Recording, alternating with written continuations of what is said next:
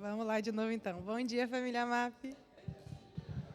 A leitura está em Mateus 9, 35 ao 38.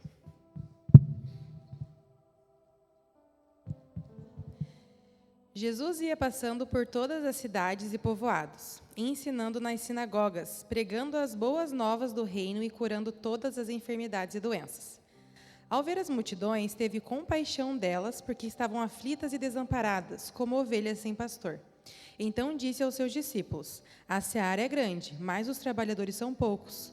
Peçam, pois, ao Senhor da seara que envie trabalhadores para a sua seara.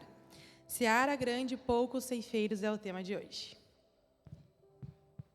Valeu, Lari. De novo, mais um. Bênção. Família, comunidade.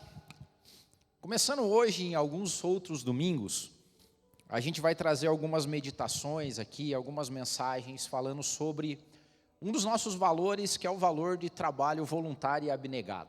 Queremos falar sobre trabalho, sobre a comunidade, sobre as nossas responsabilidades como cristãos.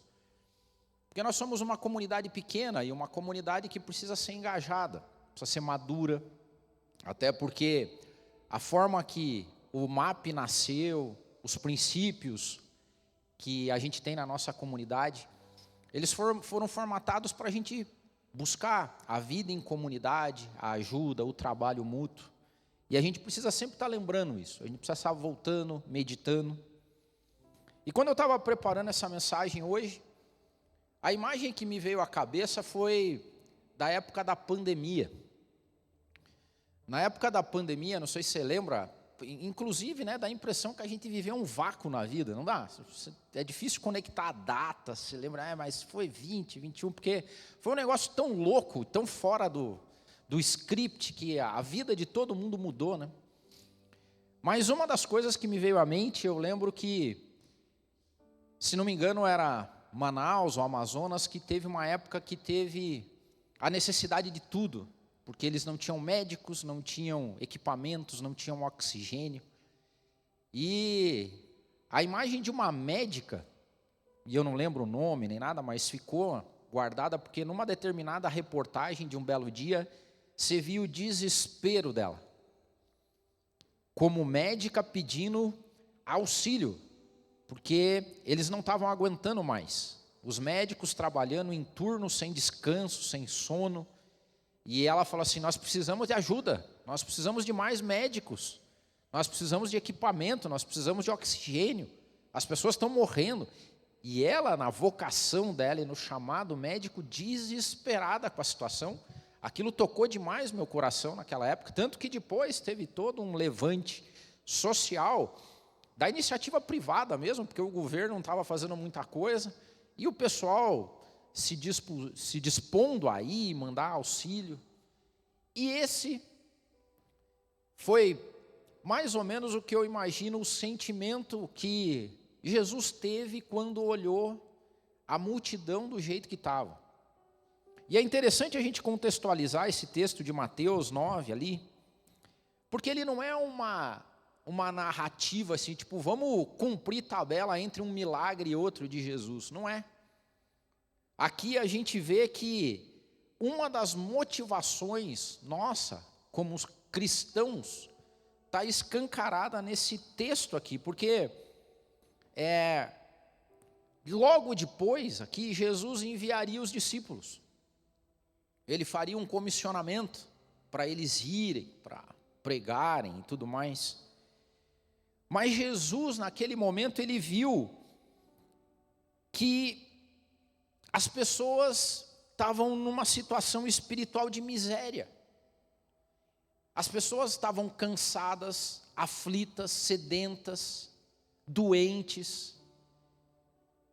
E se formavam filas e pessoas atrás da necessidade, do contato e tudo mais.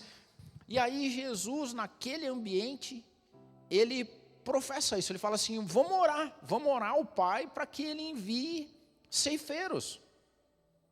E olha só, aquela condição, Jesus, Deus encarnado, mas Jesus, homem. Jesus não tinha a possibilidade que ele tem hoje de ser onisciente, onipresente, de estar em todo lugar, a todo momento, a toda hora. Naquela época, né, na kenosis, esvaziado da sua figura divina e encarnado em corpo humano, Jesus não podia estar em todo lugar, a todo tempo. Lembra? Tanto que as irmãs de Lázaro falaram assim, fala para ele vir logo, Lázaro está mal.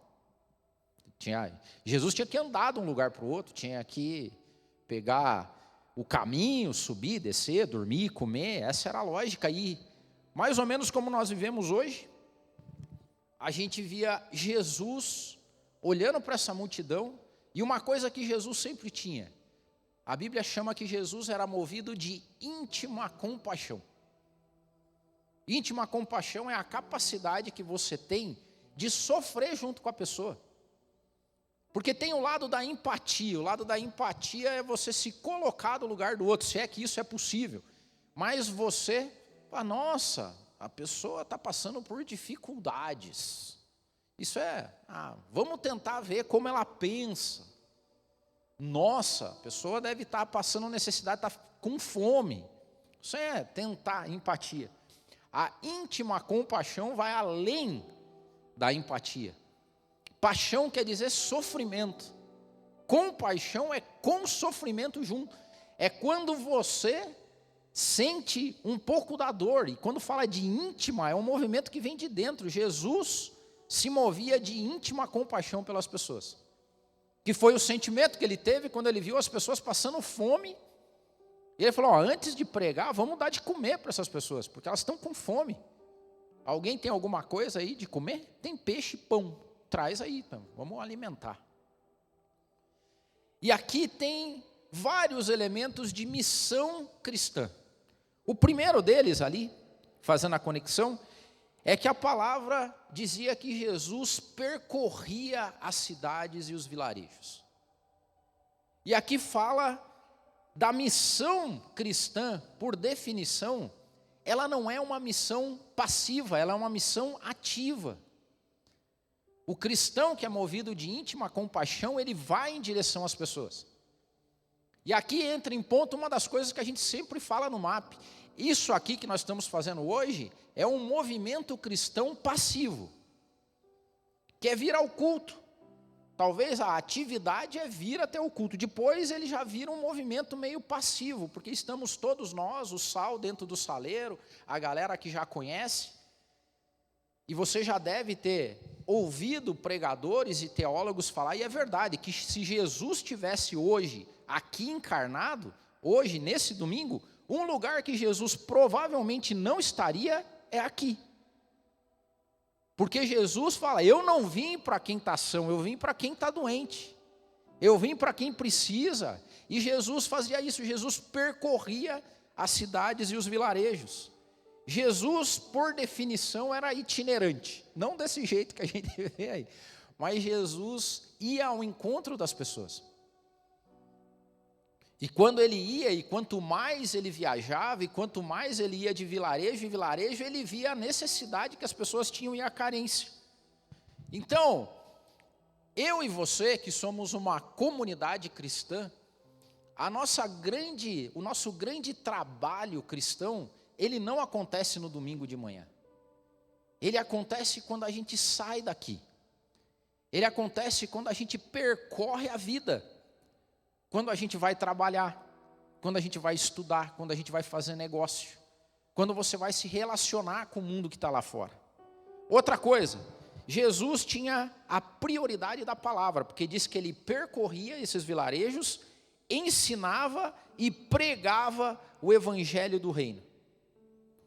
E Jesus não pregava autoajuda, não pregava prosperidade, mas Jesus anunciava que um reino novo tinha chegado. Já vamos falar um pouco mais sobre isso, mas Jesus, vendo a carência que o povo tinha, ele falava, olha, eu trago para vocês boas novas, de um reino novo, de um reino que é totalmente diferente desse que você está vivendo aí. Prioridade da palavra. E por último, Jesus era validado pelo poder de Deus. E é outra coisa que a gente tem que entender dentro da lógica cristã. o poder, o extraordinário, o milagre, dentro de qualquer comunidade cristã, ele só é válido se ele apontar e validar o poder divino de Jesus Cristo. Diferente do que está acontecendo por aí, que tem validado o poder da instituição, do profeta, do apóstolo. Os milagres de Jesus tinham um significado: validar perante a comunidade judaica que Jesus era o Messias esperado pelo povo de Israel. Isso é o que nos conecta. E Jesus, quando olha, ele faz outra analogia, fala assim: esse pessoal anda como se fossem ovelhas sem pastor. Porque Jesus via o pessoal perdido e desgarrado. E ele fez aqui menção direta a um texto que está no livro do profeta Ezequiel. Eu vou ler para você, profeta Ezequiel, livro de Ezequiel, no capítulo 34, a partir do versículo 5. Ezequiel 34, 5, ele diz assim, ó: assim se espalharam por não haver pastor, e tornaram-se pasto para todas as feras do campo, porque se espalharam. Isso aqui dá uma boa ministração depois, não vou guardar isso aqui, porque as ovelhas, quando andam desgarrados, sabe o que você vira? Pasto para as bestas feras. As minhas ovelhas andaram desgarradas por todos os montes e por todo o alto outeiro. Sim, as minhas ovelhas andaram espalhadas por toda a face da terra, sem haver quem perguntasse por elas, nem quem as buscasse. Portanto, ó pastores, ouvi a palavra do Senhor. Vivo eu, diz o Senhor Deus, que, porquanto as minhas ovelhas forem entregues à rapina, e as minhas ovelhas vieram a servir de pasto a todas as feras do campo, por falta de pastor, e os meus pastores não procuraram as minhas ovelhas, e os pastores apacentaram a si mesmos, e não apacentaram as minhas ovelhas. Bom, aqui dá uma mensagem para outro dia, já anotei, mas não tem a ver. A única coisa é que Jesus via a galera perdida.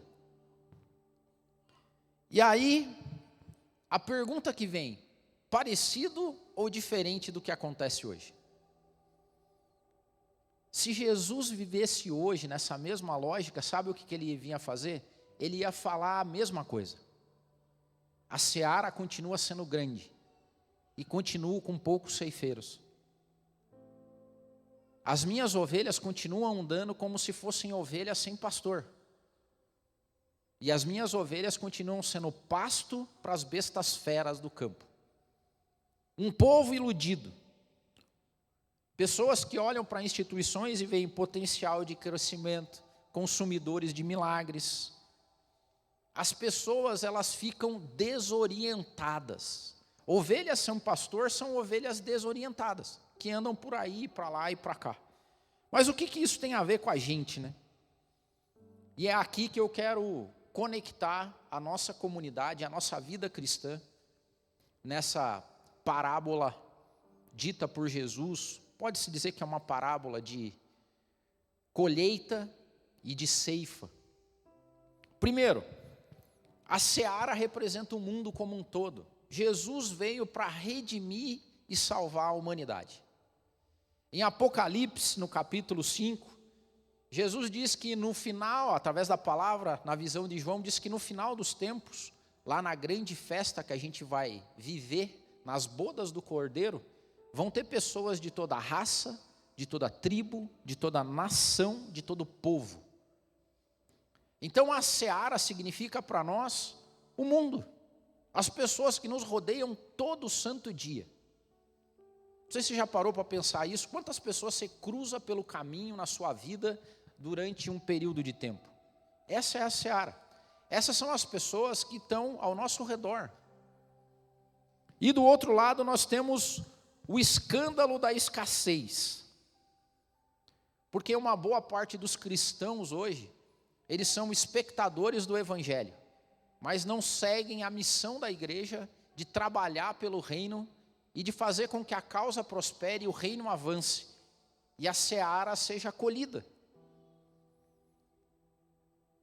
A igreja, e prestem atenção nós que somos do MAP, a igreja, se ela não cuidar, ela vira um celeiro de conforto. Um celeiro de pessoas que são consumidores do Evangelho, mas que não estão dispostos a viver o Evangelho na sua inteireza e na sua integridade todo santo dia. E entenda que se a gente não fizer isso, ao longo do tempo, eu e você, se não assumirmos efetivamente uma identidade cristã e uma vida cristã na prática, corre o risco de que eu e você nos tornemos ovelhas sem pastor, desorientadas, caminhando por aí, e quando você vive essa vida, você vai virar o alimento da fera. E aqui tem o nosso grande ponto, que é o ponto de virada que nós precisamos fazer na nossa vida. Uma vez que nós aceitamos Jesus, que nós decidimos viver uma vida cristã, e eu coloquei que é o grande ponto de inflexão na vida cristã, que é o dia que a gente sai da condição de seara e entra na condição de ceifeiro. Vou falar de novo.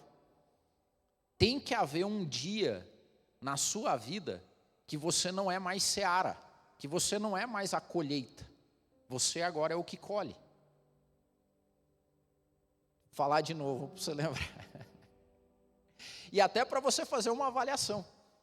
Chega o dia que você tem que deixar de ser seara e se tornar ceifeiro. Tem que chegar o dia que Jesus, se olhar para você, ele não pode mais olhar e ficar tipo, meu Deus, Pai, olhe que pessoas desiludidas, tristes, doentes, andando de um lado para o outro sem direção.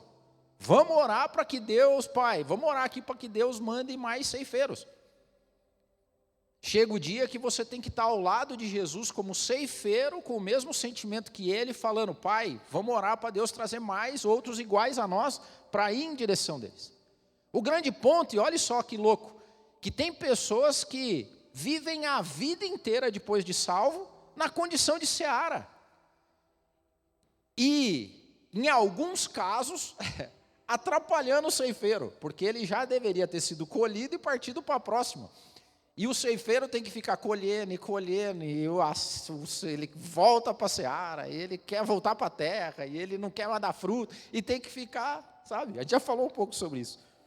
Mas aqui, o chamado nosso como cristãos é ser igual ao nosso mestre. E o que Jesus falava? Primeiro, 3 dimensões do ensino e dessa caminhada de Jesus em direção à seara, e que eu e você temos que assumir. Primeiro, Jesus ensinava a palavra para as pessoas que ele fazia, que ele passava e conviviam com ele. E ensinar é formar a verdade de Deus na vida das pessoas. É fazer com que as pessoas entendam a cosmovisão do Evangelho, como que um cristão vive. E é o nosso dever ensinar. E como é que a gente faz isso? De algumas formas, e você tem que assumir esse papel. E o primeiro, a gente falou aqui, e orou pelas mães. Em agosto vamos orar pelos pais. Mas o primeiro ponto é discipular os nossos filhos em casa. A palavra de Deus em Deuteronômio, quando foi traduzida a tradição oral para o pai e para a mãe judia, era assim, ó: as palavras que hoje eu te dou, Deus falando para o povo, você as inculcará na cabeça dos seus filhos. Eu e você, como pais e mães, como cristãos, o primeiro ensino da palavra nosso tem que ser em casa. E em casa significa inculcando a palavra e a vida que nós temos e levando para os nossos filhos. E você entende que isso não acontece aqui, né? Isso acontece no jeito que você vive, na segunda, na terça, na quarta, na quinta, na sexta. Tudo aquilo que é importante para você vai ser importante para o seu filho e para a sua filha. Se você vive uma vida, inclusive, em desacordo com aquilo que você acredita, eu digo para você, desça do muro. Eu vou falar uma coisa aqui que parece ser chocante, mas é uma realidade. Se você vive uma vida morna diante de Deus, se o teu testemunho lá na tua casa não corrobora aquilo que você ouve aqui, saia daqui. Porque você vai gerar mais problema na cabeça do teu filho, porque você vai gerar engano na cabeça do seu filho. Você vai ensinar o teu filho, a sua filha, a viver vida dupla. E filhos e filhas, quanto mais eles são novinhos e eles são inocentes, mais isso cria ué, mas o que está acontecendo? Meu pai fala isso, mas vive aquilo. Minha mãe fala isso, mas vive aquilo outro, tudo. Nós devemos fazer isso. Ler a Bíblia em casa, ensinar a doutrina bíblica, conversar sobre a Bíblia versus a cultura que a gente tem hoje no mundo. Uma boa parte dos pais e mães hoje não conseguem ter conversas com os filhos, porque o que a pós-modernidade faz é isso, é ter um linguajar, um dialeto, um formato totalmente diferente do mundo, para que a gente não consiga mais conversar com os filhos. Agora, a Bíblia ela permanece lá. Oração, célula, gente. Vamos falar a verdade, isso aqui é trabalho, isso aqui, entendeu? É você ensinar. Ensinar é isso que nós temos que fazer. Cristãos maduros discipulando novos convertidos. E aqui, é claro, maravilhoso o trabalho que o Walter vai começar a fazer agora com os nossos, pessoal que vai se batizar agora aqui. É maravilhoso. Mas a pergunta é, quantas pessoas você já discipulou na vida?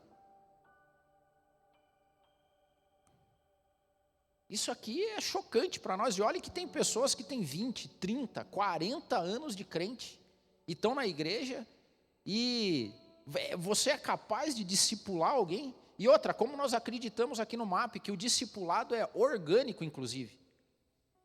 Porque ali o que o Walter vai fazer é relembrar quem está indo ao batismo, tudo que a gente sempre pregou aqui. Mas como é que você discipula alguém que vive com você? Quando a pessoa entende o que um discípulo de Cristo faz? Discipular alguém no Evangelho é ter alguém caminhando ao teu lado, que do jeito que você vive, ele é discipulado pela sua vida. E isso quer dizer que nós temos que ter cristãos maduros discipulando outros cristãos. Isso é seara, isso é trabalho, isso é papel de ceifeiro. O que Paulo fez com Timóteo, ele disse assim, e aquilo que você ouviu e viu de minha parte, transmita aos homens. É os nossos filhos, a galera que vive com a gente, vivendo ao nosso lado, e isso que talvez o Marcinho falou assim, o meu sonho é um dia estar lá junto com o tio Marcos. Tio Marcos está discipulando ele do jeito que vive, até que venha outro. Agora, sabe o que está acontecendo? E é real nas nossas igrejas e comunidades? Estão acabando os tios Marcos. Porque ninguém mais quer o enfado e o trabalho do tio Marcos. Porque para ser igual ao tio Marcos, tem que chegar no domingo às 8 horas da manhã. Para ser igual ao tio Marcos, tem que, não sei quanto tempo ele e a Tânia ensaiam, há alguns anos, né, Marcão? 40 anos. Há 40 anos você tem que ensaiar, você tem que ler a Bíblia, você tem que ministrar, você tem que cuidar de músico. Só que daí, no discipulado, estão faltando Timóteos. Os Paulos estão indo, os tio Marcos estão envelhecendo, e cadê o resto? E aqui, gente, me permita dizer, nós somos uma comunidade que quer deixar legado. E eu também já estou ficando velho. E quem vão ser os próximos? O grande ponto é que a seara continua grande, mas os ceifeiros continuam poucos. Encontro semanal, leitura bíblica conjunta, ensaio, acompanhamento espiritual, mentoria cristã. E a gente tem sempre a desculpa do tempo. Isso aqui é ensinar a palavra de Deus. O que mais? Ser voz bíblica no ambiente comum. A missão de um cristão não acontece aqui no púlpito.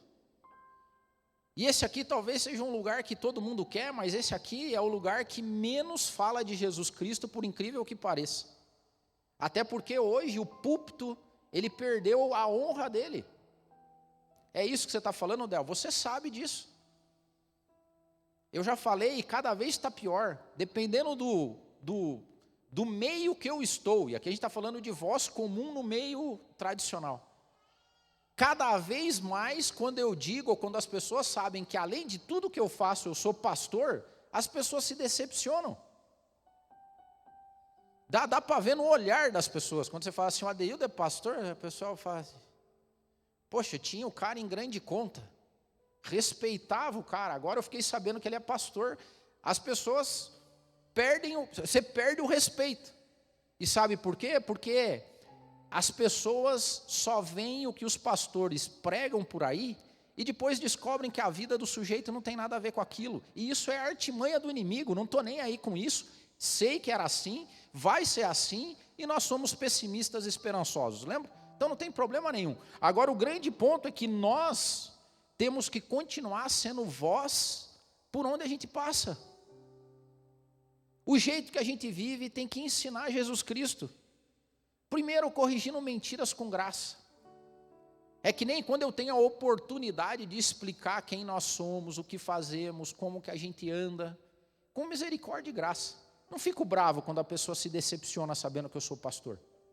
É um momento de ensinar. É um momento de contrapor. Responder às pessoas biblicamente. Que dificuldade hoje, sabe por quê? Porque as pessoas não leem a Bíblia. Sério, de boa. Vamos falar a verdade? Como é que você faz de deixar de ser seara e virar ceifeiro? Primeiro, eu tenho que aprender o que eu tenho que ensinar. Eu não vou conseguir ensinar se eu não sei o que eu estou falando. Leitura bíblica, meditação na palavra de Deus. Não é à toa que nós somos uma igreja simples, e é na simplicidade que está o poder do Evangelho. Sério, vai chegar o dia, e eu tenho certeza disso, que o pessoal vai falar assim, mas o que vocês fazem lá na sua igreja? Fala assim, a gente ora, a gente lê a Bíblia, e a gente adora a Deus. É sério? Só isso? Não lembro? Já falei sobre isso. Não tem o Night Festival Power, não sei. Não tem. A gente ora, a gente lê a Bíblia, a gente educa os nossos filhos, a gente vive uma vida de acordo com o Evangelho. Só que ler a Bíblia é entender a Bíblia. Isso continua sendo parte da nossa vida e da nossa história. O que mais? Pregar. Pregação é a centralidade da proclamação do reino. Aqui, no antes, é ensinar.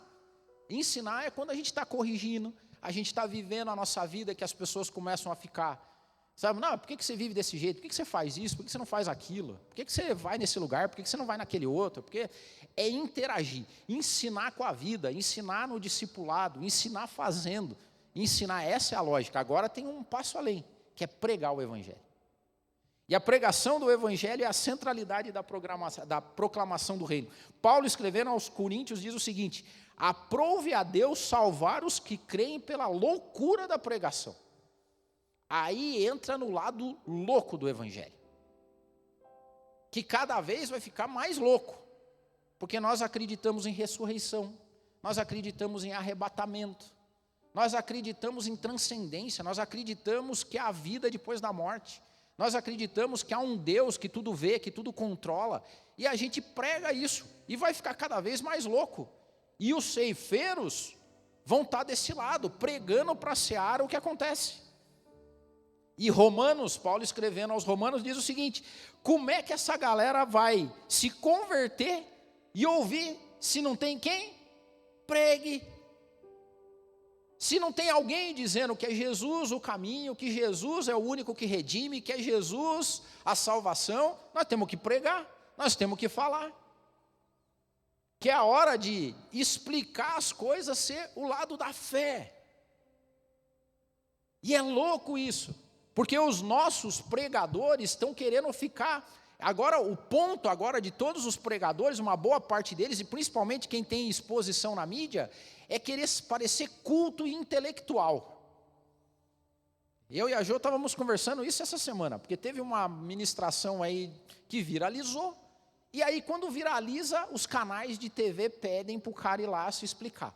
Aí o pregador chega lá, já falei sobre isso aqui, e ele quer debater o Evangelho de maneira culta, intelectual, com os cultos e intelectuais.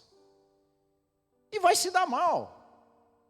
E aí eu sempre falo que eu gosto de um filósofo aí, que nem cristão é, Mas daí quando a galera vai para o lado de Jesus, para perto dele, ele fala, não, agora pare. Não é mais isso aí, agora nós estamos agora é outro patamar. Não está na nossa cabeça discutir isso aí. Não há intelecto e cultura humana que alcance Deus. E nós vamos fazer o papel de ridículo aqui, tentando discutir o que é Deus, quem é Deus, como faz. E precisa de um filósofo ateu ir lá e dizer isso. Enquanto os homens e as mulheres que deveriam pregar a excelência de Jesus Cristo, a fé sobrenatural, eles têm medo. Eles querem parecer intelectual, eles não querem ser contados entre os indoutos e loucos que acreditam em Jesus Cristo. E quem faz isso? Eu e você. É o ceifeiro que olha para a seara um dia e fala assim, esse teu problema é só com Jesus. É oração, é conversão, é poder sobrenatural de Deus. Porque nós temos medo. E aí Paulo dizendo ao Timóteo, diz assim, Timóteo, pregue a palavra, inste, tempo fora de tempo, com oportunidade ou sem oportunidade. Tem um cliente nosso que ele me constrange. Se eu falar aqui, ele vai saber quem que é. Tem um cliente nosso que a empresa dele é movida por oração. E ele tem trabalhado na minha vida, porque a fé dele é tal, Leandro, que a gente chega na empresa dele, qualquer coisa, ele fala assim, vamos ajoelhar e vamos orar. E ele ora. Aí termina, daí esses tempos atrás, ele contratou um diretor comercial, que não é cristão. E ele falou assim, Adeudo, como é que eu lido? De verdade, eu falei, eu não consigo lidar. Assim, eu estou aprendendo, porque eu levo o meu planejamento estratégico para o comercial do ano que vem. Aí ele, falando do dono, ele pega e fala assim, beleza, vou levar e vou orar a Deus e ver o que Deus acha desse. Eu falei, eu nunca trabalhei numa empresa assim, onde Deus dava opinião direta assim. Eu falei, pois é, aqui é assim. E ele me contando que foi para a China, e ele traz também, é importador, e ele falou assim, esses dias ele me contando que ele foi para uma viagem para a China, e ele, de tudo que resumiu, não deu nada, ele falou que deu tudo errado. Ele falou assim, cara, mas eu tive a oportunidade de falar para Jesus, para o meu guia chinês. E eu voltei no avião entendendo que eu fui lá só para isso. Isso é loucura. Isso é coisa de ceifeiro, isso não é coisa de seara. Seara está lá bonitona esperando ver o que vai acontecer, mas nós não, gente. Cristo é isso. Não esconda a tua fé, não esconda a sua fé em lugar nenhum, não tenha vergonha. No batismo a gente tem essa camiseta, né, Val? Não me envergonho do Evangelho. Isso é maravilhoso. Isso é papel de ceifeiro. Usar os meios modernos como forma de celebração da palavra. Tem tanta tecnologia hoje à disposição de tudo. A inteligência artificial está disponível hoje para fazer qualquer coisa. A gente tem usado para que isso? Para pregar o Evangelho. Né, Leandro? Dá para usar a IA para... O Leandro, sensacional. Falei, a gente pode ler a Bíblia ouvindo ela no ritmo que a gente quer. Soul, blues, jazz, pop, rock. É maravilhoso isso. Olha que na época lá, os nossos irmãos tinham uma dificuldade enorme para ter um papiro. E hoje nós conseguimos de qualquer jeito. Nós temos essa habilidade, nós temos isso, irmãos, e está na nossa mão. E a gente, tudo é difícil hoje. Olha só, no mundo das facilidades, tudo se tornou difícil. E dá a impressão que no mundo das dificuldades, tudo era fácil. E nós precisamos voltar a isso. Então a gente precisa ensinar, a gente precisa pregar o Evangelho. E por último, a gente precisa agir. Jesus dava fruto. Jesus curava, acolhia, alimentava, suportava, conversava. Jesus, no ambiente dele, do trabalho dele, Jesus foi incansável. Jesus trabalhava em 6x1. A escala de Jesus é 6x1. E foram criticar ele no sábado. E a resposta dele falou assim: o meu pai trabalha até hoje, eu trabalho também. Eu digo sempre que é uma vergonha para cristão a preguiça, porque Deus trabalha. Deus trabalha. Se Deus trabalha, qual é o nosso direito como criatura de não trabalhar também? Eu não estou falando para você ser workaholic, para você se acabar, mas a gente nutelou de uma tal forma com o evangelho que a gente virou só seara e não tem mais ceifeiro. Porque as pessoas não são disponíveis mais para mais nada. Para ter fruto, a nossa vida como cristão precisa frutificar. A gente precisa ter fruto digno de fé. Olha o que Tiago diz: a fé, se não tiver obras, é morta. Tem que ter samaritano para a gente ajudar no meio do caminho. Tem que ter pessoas. E aqui, Marcos, falando, o evangelho de Marcos diz assim, ó: o filho do homem não veio para ser servido, ele veio para servir. E agora é o outro ponto de inflexão. Tem dois na vida cristã. E nós vamos falar sobre isso alguns domingos. Primeiro, você tem que deixar de ser seara e ser ceifeiro em algum momento. E o pior de todos, ou o melhor, chega um momento na vida cristã que você deixa de ser servido e você começa a servir. E é aí que o nosso trabalho começa a ter valor no reino. É aí que a gente começa a produzir frutos dignos de louvor, honra e de expansão do reino. E primeiro, servir a pessoas concretas. Se a sua vida só é dedicada ao seu belo umbigo, à sua vaidade e ao seu ego, você ainda não está nessa fase. E você precisa ir.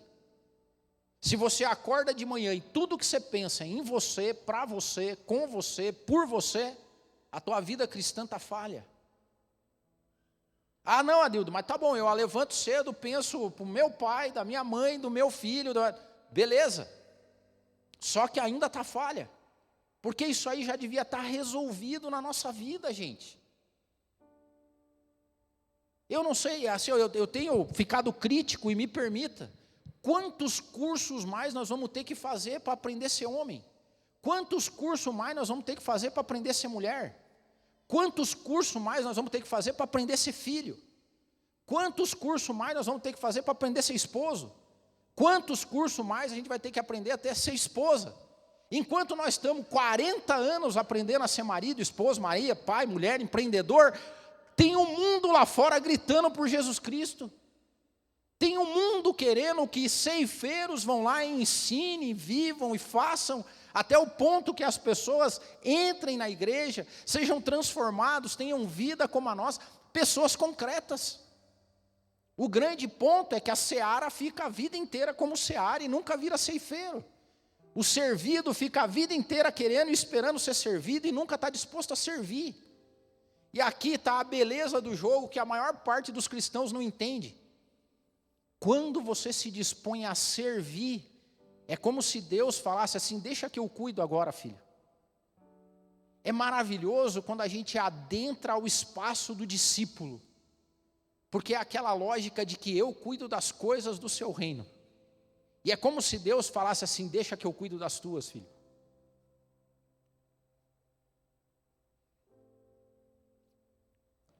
Quando o serviço e o discipulado entra na sua vida, efetivamente, quando você se coloca do lado do ceifeiro, é como, teve um escritor que diz, é como se você entrasse para Deus e Filhos S.A.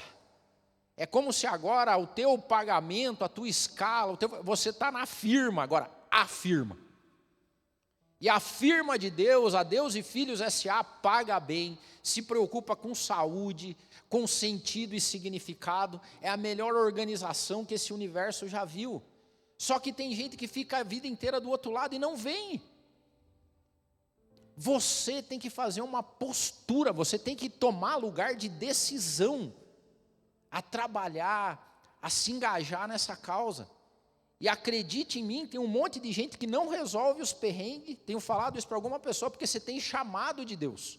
E quando você tem chamado de Deus, a tua vida não vai ter sentido, significado, até o dia que você tomar uma postura de quem vai agir nisso. Nós temos que ser excelentes e íntegros.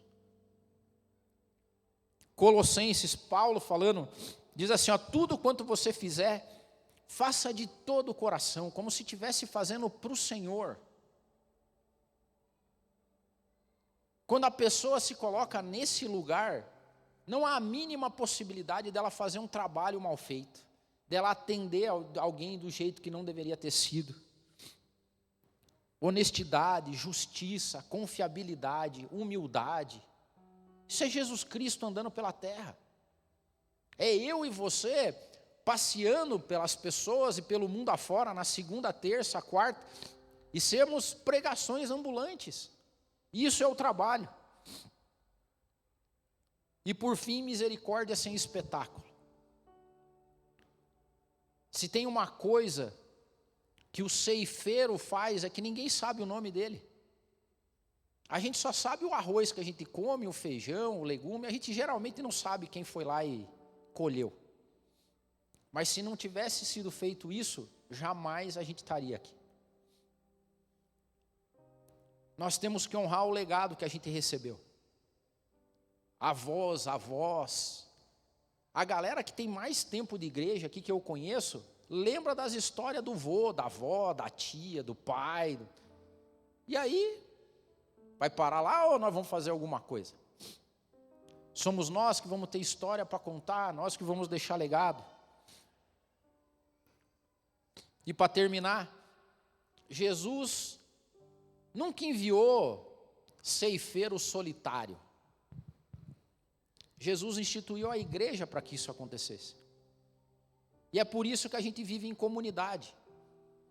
Porque é aqui que a gente aprende, é aqui que a gente amadurece, é aqui que a gente é enviado, irmãos. A gente deveria, e a gente fala isso tantas e tantas vezes, e a gente vai continuar falando e reforçando, porque a gente vai inculcar isso.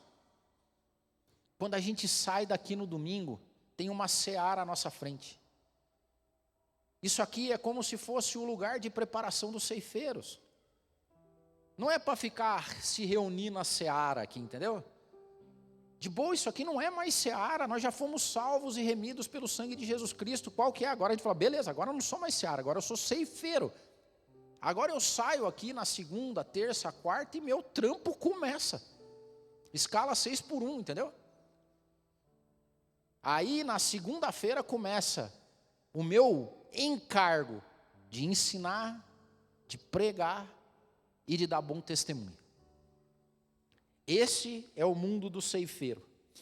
É um povo que anda por aí ensinando a verdade, proclamando o evangelho de Cristo, e uma vida grata pela transformação que Deus fez, e agindo todo santo dia como um bom e velho, uma boa e velha cristão e cristã. É no dia, é no ordinário que o Marcinho falou aqui. Essa é a nossa vida. E é por isso que nós estamos aqui em comunidade, para que isso aconteça. Nós somos pequenininhos e que Deus nem dê tanta notoriedade assim. Porque eu fico feliz, sério mesmo. Eu ando por aí e às vezes Deus tem me colocado nos lugares que eu nunca esperava e nem pedia. E daí a gente vai lá, faz o que tem para fazer.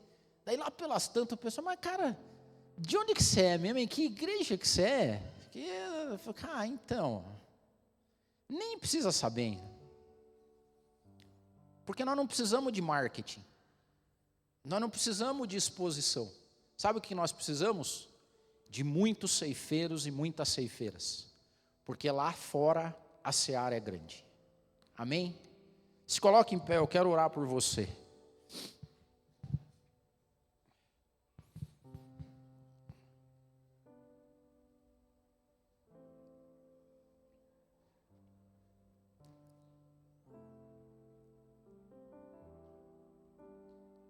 A gente, como Já temos alguns anos aqui, né? E nós falamos isso, nós estamos chegando num ponto de amadurecimento. Isso é maravilhoso. O MAP é um adolescente, uma adolescente. Só que tem o dia que, como a gente ministrou aqui, né? Lá na série, não lembro o nome da série, mas o tema era, quando eu era menino, fazer as coisas de menino, amadurecer, obrigado. A série Amadurecer foi preparação. E chega o dia que o menino vira homem, chega o dia que a menina vira mulher. E nós estamos chegando num momento em comunidade onde a gente não pode dizer mais para Deus que a gente é adolescente. A gente não tem mais desculpa. Entendeu? Porque Deus nos cobra. E daí, nós aqui, os pastores, a gente não tem mais cara de chegar para Deus e falar assim, não, é que a gente está no começo, entendeu? Não dá mais.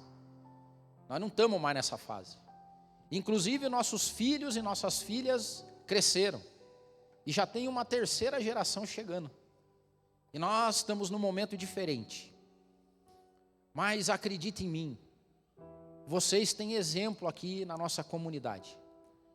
A tua vida, ela vai tomar um rumo e ela vai se fixar em Deus o dia que você deixar de ser seara e virar ceifeiro. O dia que você deixar de ser servido e começar a se dispor a servir. E nos cobre, diante de Deus, nos cobre. Se o Deus de todo poder e graça não fizer uma transformação e revolucionar a sua vida para melhor, porque é aí que você vai começar a entender a inteireza. Aí você vai virar o ceifeiro que ensina, que prega, que testemunha e que age. E esse é o nosso desejo para a nossa comunidade. E a partir de hoje, não se espantem, porque nós vamos tomar direções que nós temos certeza que foram dadas por Deus, mas porque Deus nos cobra. E nós não podemos nos achar em falha, porque nós temos compromisso com Deus. E uma comunidade nos foi dada.